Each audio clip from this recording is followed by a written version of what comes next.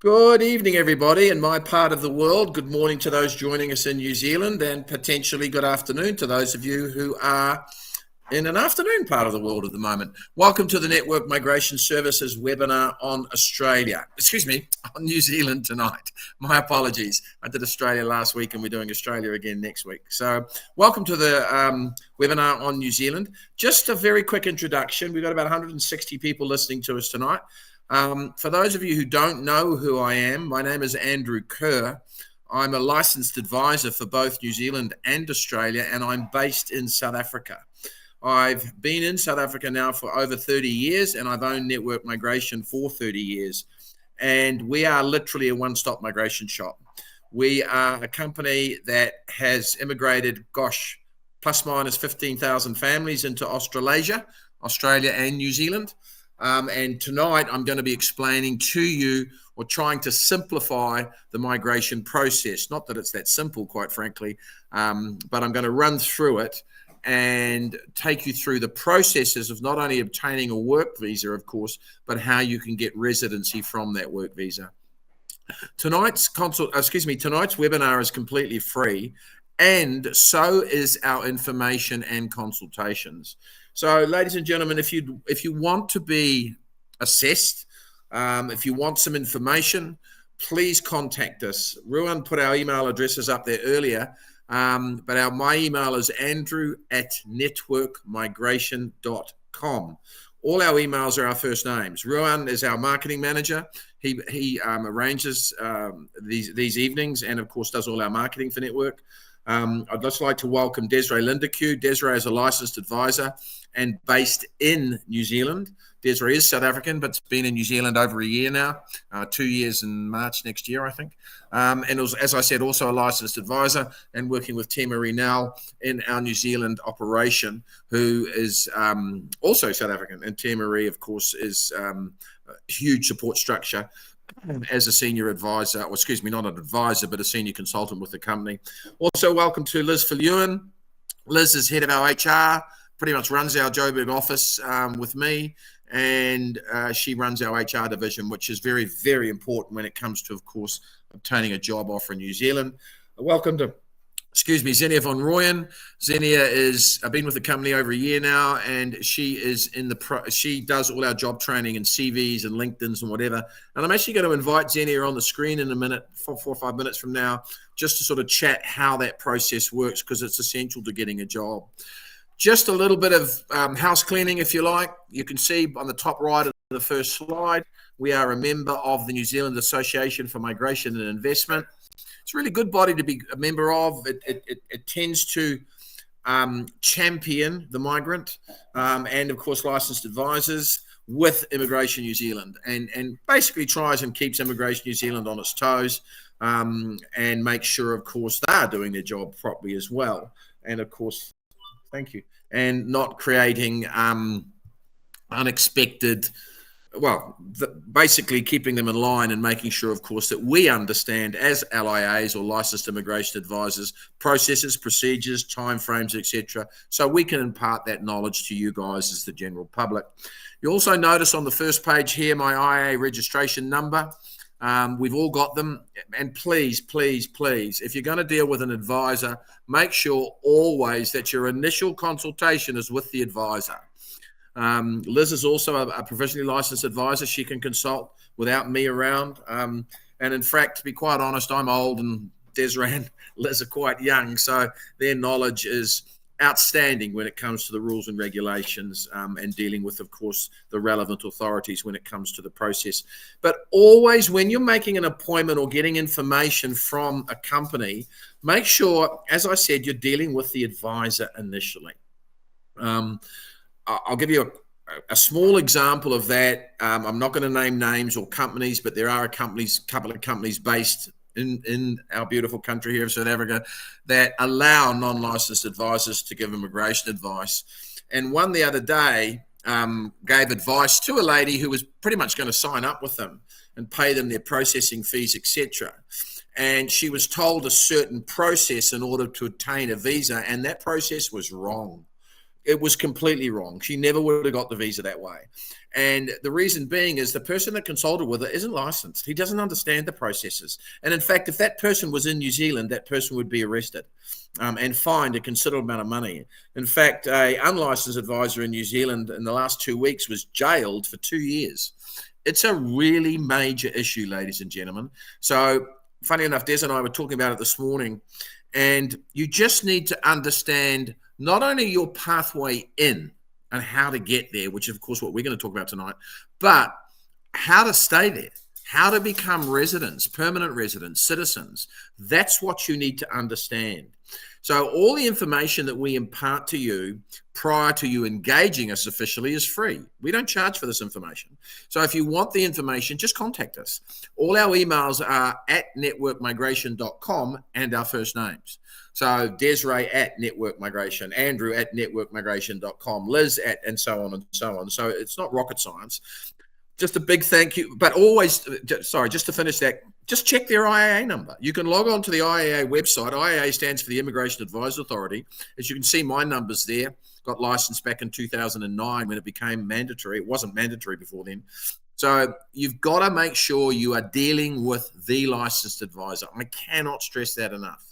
You know, clearly when it comes to documentation collection, et cetera, you know, that's not necessarily immigration advice. So we can have a support structure that collects those documents, as we do, as we have a team of file managers that collects documents from you and liaises with me directly with the client. But make sure you're dealing with a licensed advisor and you understand what you're paying for and you understand the processes and how you're going to obtain residency in the future.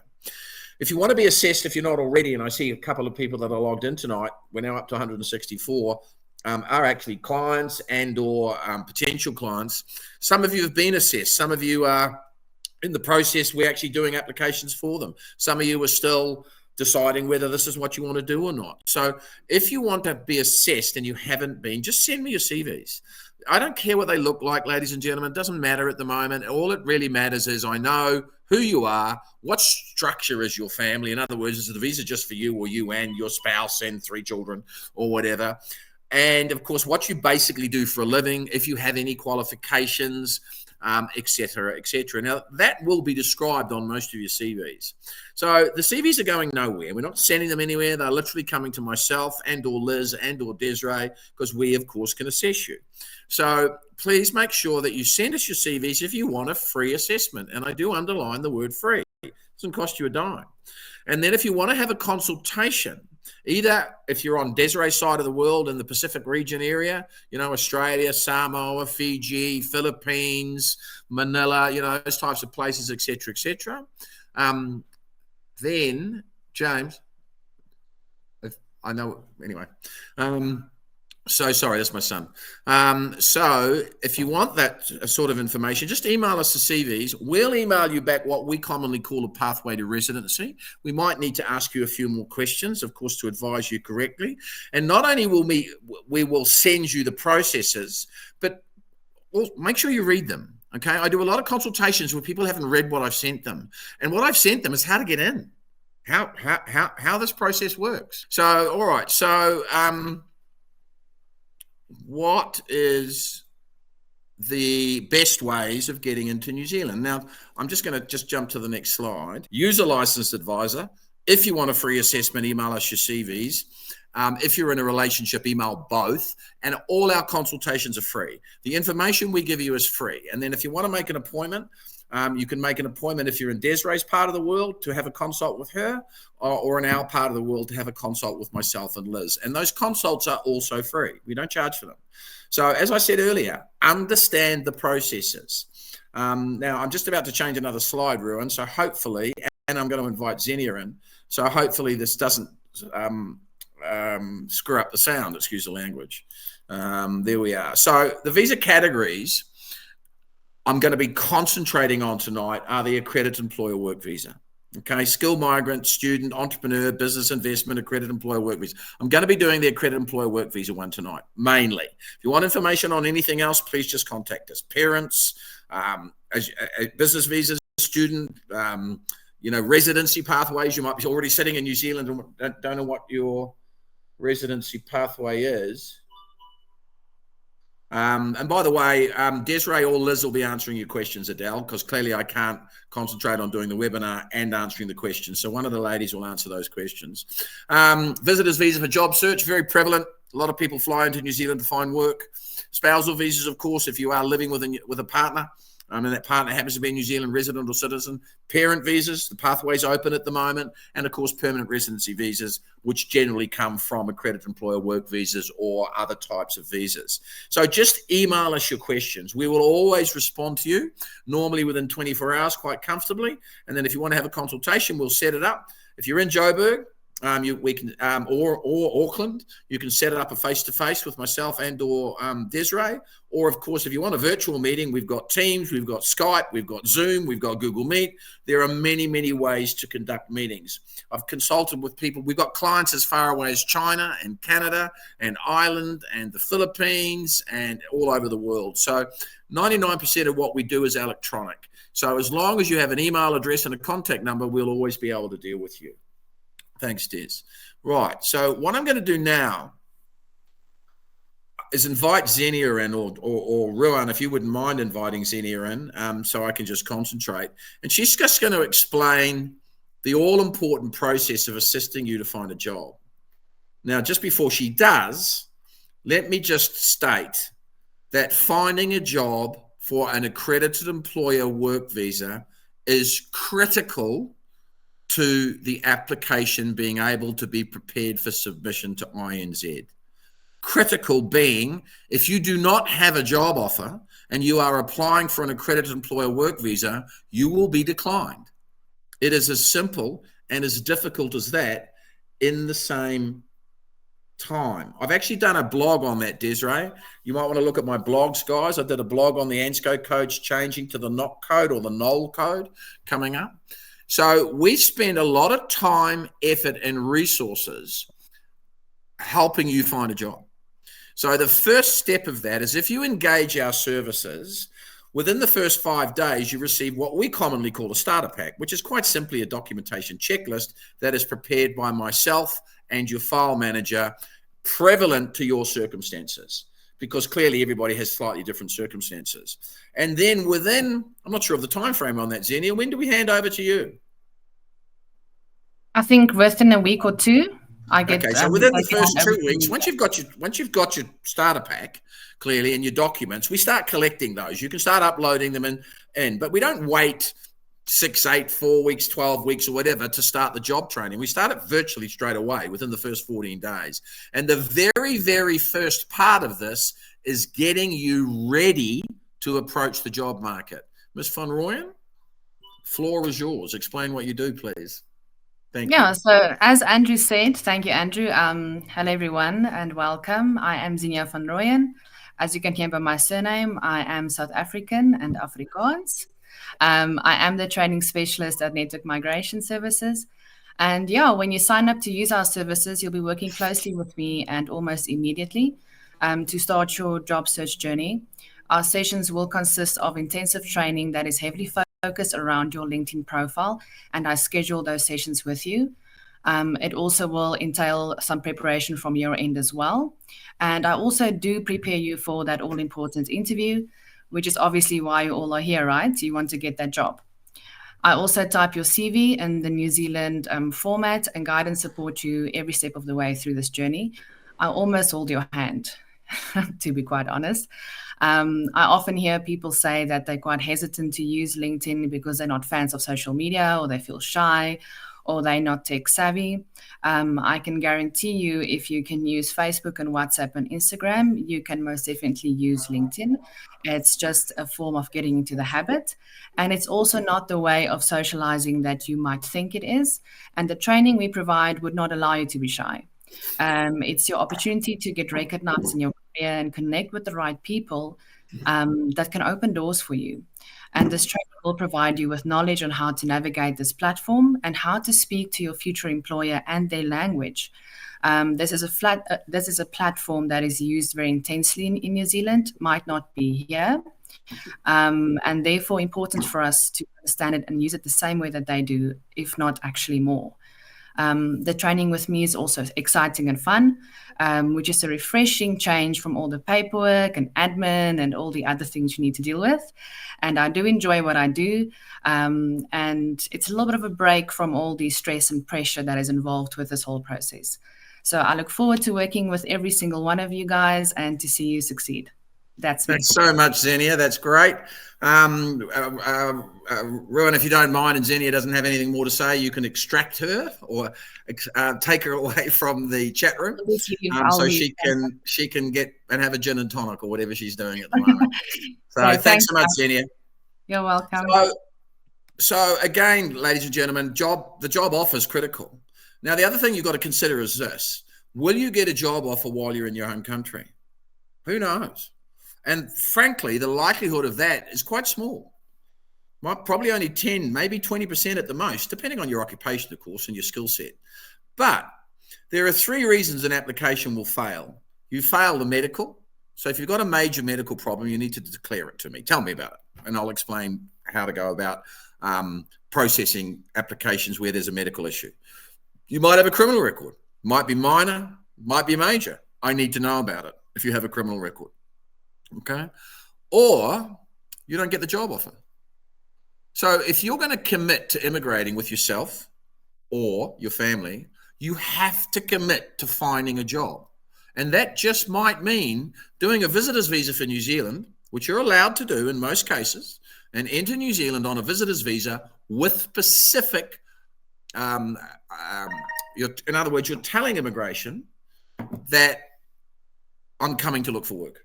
So it's specific, even though it's a visitor's visa, there's a holiday, and of course there's one where you're going to go and do some work or look for work. So we can do that. And I warn all my clients of this, irrelevant of your occupation, that you might just need to travel to New Zealand for final interviews. Okay. But prior to doing that, you need to spend some time with Xenia and Liz, of course, to touch base with New Zealand companies, with New Zealand employers, with New Zealand people on LinkedIn, etc. As Xenia probably said, LinkedIn is massive in New Zealand and Australia for that matter. So these are the sorts of things you need to consider doing. Okay. These are, for example, giving you some of the current jobs which would probably get a job offshore, because these are urgent vacancies. We've literally got standing orders for, as you can see here, most people in the healthcare sector, from speech therapists, occupational therapists, psychologists, radiologists, nurses, etc., etc., etc. Okay. So these are the types of jobs, of occupations that once you go through the process of getting yourself ready, i.e. you're probably going to need registration with most of these occupations, if not all of them, all right, then, and we'll do that for you, by the way. It's part of our services. We'll register you, all right? Most other agencies don't do it. We do. We'll do the registration process for you. And then these are the sorts of positions where you're pretty much going to say, yeah, I'm going to get a job while I'm sitting in my home country, okay? Now, once you have obtained a job offer, you will then, in most cases, be issued with a 5-year work visa. When you're on that work visa, you should still be entitled to free schooling and free healthcare. We can discuss this at private consultations, how that works, okay? In that 5 years, you want to be having a residency pathway. And residency comes from 4 or 5 options. One of the options is if you have a occupational offer from New Zealand that's on this list, Green List Tier 1 list, and the offer and your skill set meet the requirements of immigration, you can lodge a Green List Tier 1 application. You can actually lodge a work visa if you want to, all right? But because you're on Green List Tier 1, you can bypass the work visa for yourselves and the family and lodge a residency application straight away. And frankly, we would recommend that as long as you can afford it, because residency is going to cost you a little bit more because you're paying for residency up front rather than the work visas. But you're saving the money on the work visas. So it's much of a muchness. In fact, now that as of the 1st of October, New Zealand virtually doubled its work visa application fees, it's pretty much of a muchness. If you're a family of 4 or 5, lodging residency, if you're on Green List Tier 1, is pretty much the same, give or take a few thousand rand or dollars, not a few $1,000s, a few $100s, that you'd lodge residency straight away. And you should, all right? Because then you're landing as a resident, okay? Which means spouses can do whatever they want to do. They don't even need to work. All right. Whereas if you're not on Green List Tier 1 and you're not lodging residency, and by the way, here's some more occupations on Green List Tier 1. I hope you're taking screenshots of this, ladies and gentlemen, or photos with your smartphones or whatever. And as you can see, again, leaning towards the healthcare sector. Bar, you'll notice there on the second column, secondary school teachers. Okay, they've been upgraded to Green List Tier 1. We do a lot of teachers. I must have done 400 or 500 teachers in my career, if not more, because you're in demand in New Zealand. So if you're on the Green List Tier 1, you can lodge residency provided you meet the requirements to lodge residency, and so does the job offer.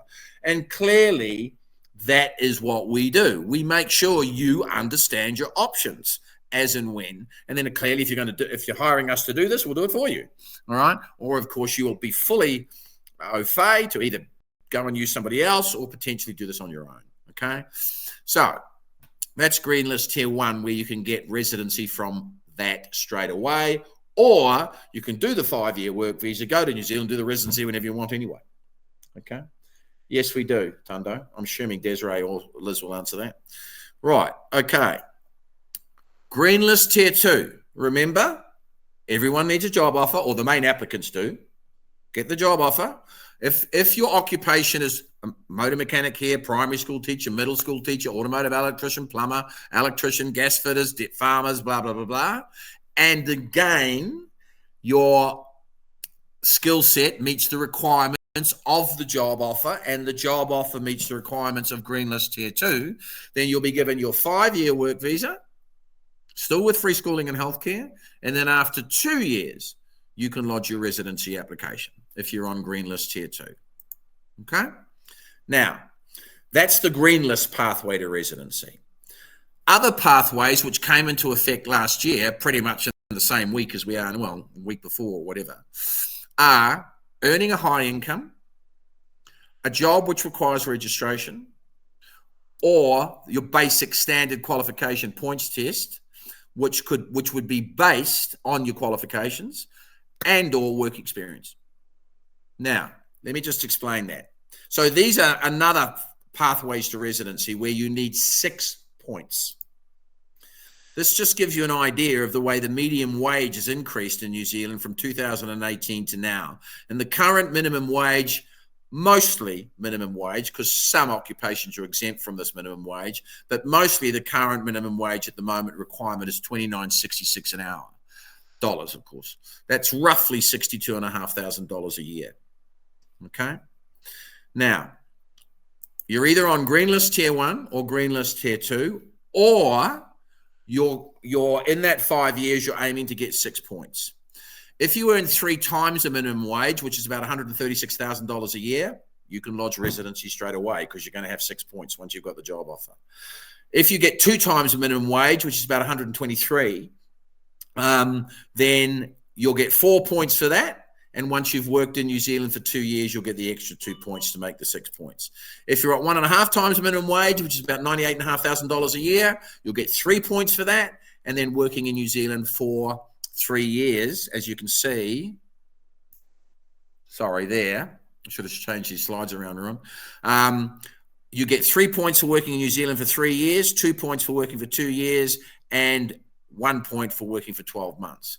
So if you have 1.5 times the minimum wage for 3 consecutive years, and you add your 3 points for the 3 years, there's your 6 points. Just coming back a slide. All right. If you have a doctorate, you get 6 points. You still need the job offer. A master's, 5 points. An honours or a level 8 postgraduate diploma and degree is 4 points. And a level 7 or postgraduate certificate is 3 points. Okay? So think about that. Your accountant, You've got a standard BCom accounting degree. You get 3 points for having the degree and 3 points for working in New Zealand for 3 years. Or an accountant's probably going to earn 100K or plus. You can count the 3 points for working in New Zealand and the 3 points for high income. Or you can't count high income and qualifications. You can only count one of those two, for example. So there's your points there. Hopefully you've taken a screenshot.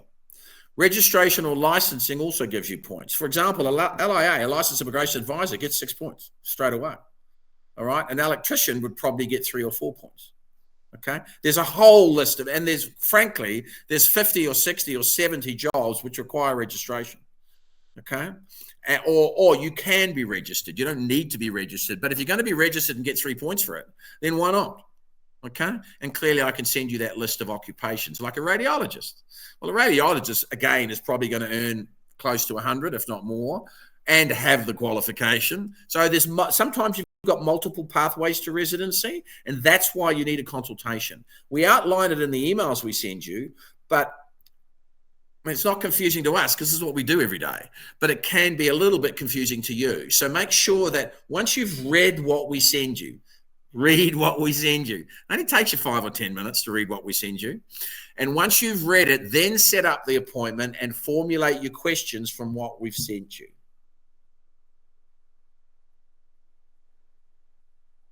Yeah. Sebastian, I'll comment on that because, and we possibly can help. But one thing that everyone is complaining about at the moment, and Desiree is actually joining the NZAMI annual conference on Friday in New Zealand, and the Minister of Immigration, the Right Honourable Erica Stanford, is going to be there. And hopefully she's going to take some questions and answers, because this has not only just happened to you, Sebastian, it's happened to a couple of my clients. The job tokens are taking up to 11 to 12 weeks for a job token to be approved. So that means you hire someone, you're waiting 3 months to get the approval from immigration, then you're waiting another 8 to 12 weeks, of course, for getting the visa processed. So sometimes it takes between 4 to 6 months for your visa to be granted. It used to take 4 to 6 weeks. So who's going to hire someone and wait 4 or 5 months for them? It really doesn't make sense. A lot of what's going on at the moment doesn't make sense. And with respect to my next comment, the minister's been quite quiet on this.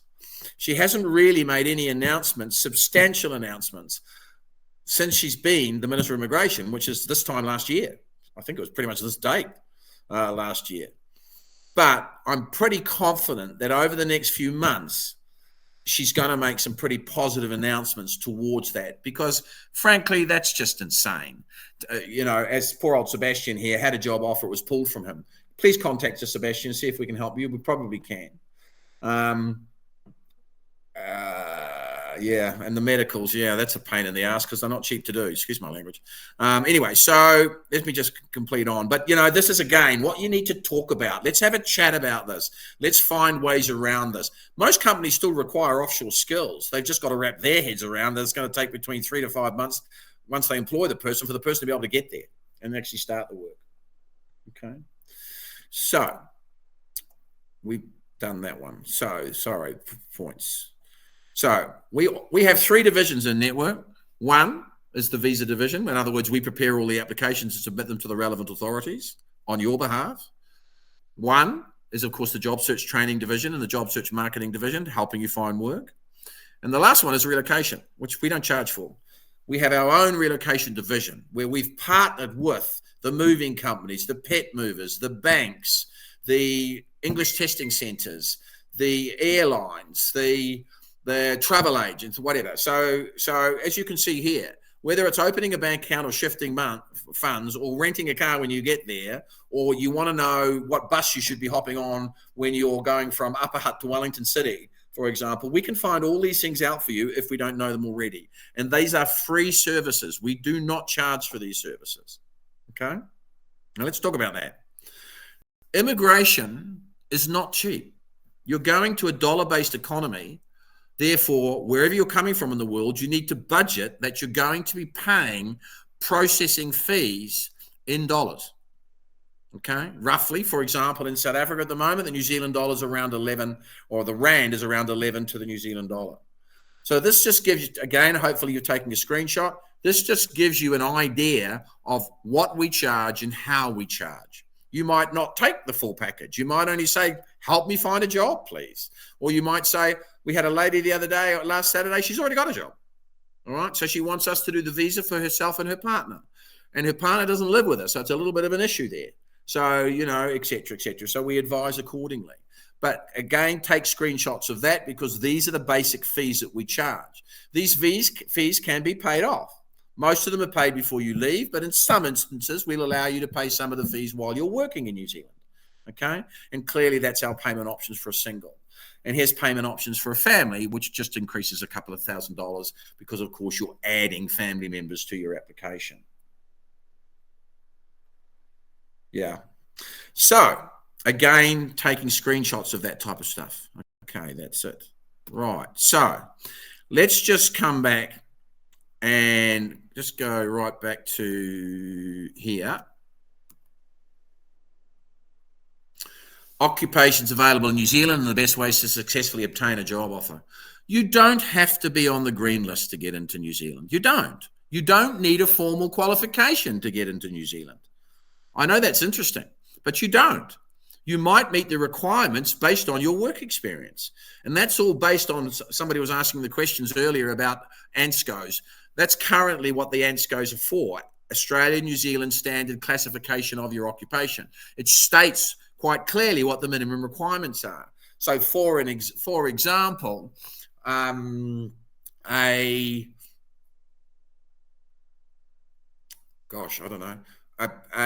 graphic designer, all right, is an ANSCO skill level 1, which means you either need a degree or 5 years experience. You can substitute the degree for the 5 years experience. So that doesn't necessarily give you a residency pathway. You might have to upgrade your qualifications while you were there, or of course earn high money, or et cetera, which again, we will talk about at consultations. So please make an appointment to come and see us, be it virtually or be it face-to-face, to understand this process, understand how to go about it, understand what it costs, and understand, of course, what your residency pathway is. Unless, I had a couple of nurses yesterday. They're both in their early 60s. They're in big demand, and they don't want residency. They just want to get out of their current country they're living in and go over and work in a country and make some dollars. So no problem. They can do that because the cutoff age for New Zealand residency is 56. Okay, not 45 like Australia. It's 56. So if you are in your early 50s, get on with this, because don't forget, and often you're going to have to work for 1, 2, or 3 years prior to 56 in order to obtain your residency application. Patricia, caregivers are in massive demand in New Zealand. Let's not pull any punches, they are. But can you afford the migration process? Because you're looking at somewhere between 100 to 200,000 Rand. Okay, you've got to think about this. You've got to understand that it's very unlikely that a caregiver, for example, in fact, I've never seen a caregiver sponsored, ever. All right, so you've got to be able to fund this process, okay? If you happen to be lucky enough to get a sponsor, yippee-yay. But you're not going to know that until you start the job hunting process. We've currently got a company that's sponsoring certain occupations. I'll be very open, refrigeration, air conditioning mechanics, right, where in most cases they're paying for the flight for the main applicant and sponsoring 3 weeks accommodation on arrival. We had a hairdresser the other day. They sponsored her $10,000 because she was working in a remote part of South Island. They really wanted to work there. So if a sponsor gives you money to assist you with this process, they'll want that money back. You're not going to just get there and they just waive it.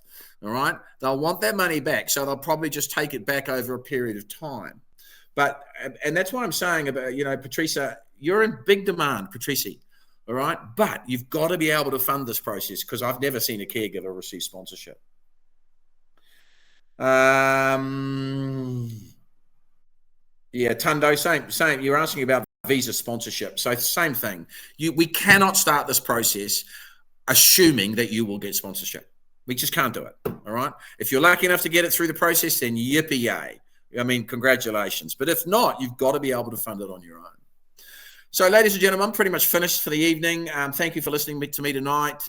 Thank you, Rowan, for setting it up. Thank you, Des and Liz and everyone, and Xenia for answering questions as always. I'm going to leave the meeting in 30 seconds. I just wanted to say, if you're going to take this journey, we would be honored to take it with you.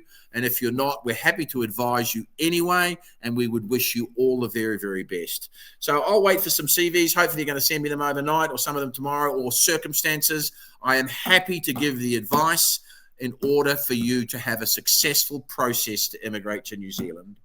Okay, Sebastian, you'll get a link to this recording. You'll actually all be sent it tomorrow. Everyone that's booked tonight, the 169 people that booked for tonight, you'll all be sent this webinar tomorrow. So you'll be able to listen to it again. But once again, yeah, Desiree's answer there. Once again, thanks for listening to me tonight. Please feel free to bleed our brains and have that information that we've got so much knowledge on imparted to you. Stay safe wherever you are in the world. And once again, if we do assist you with the migration journey, everybody, we look forward to it. Thanks so much, everybody.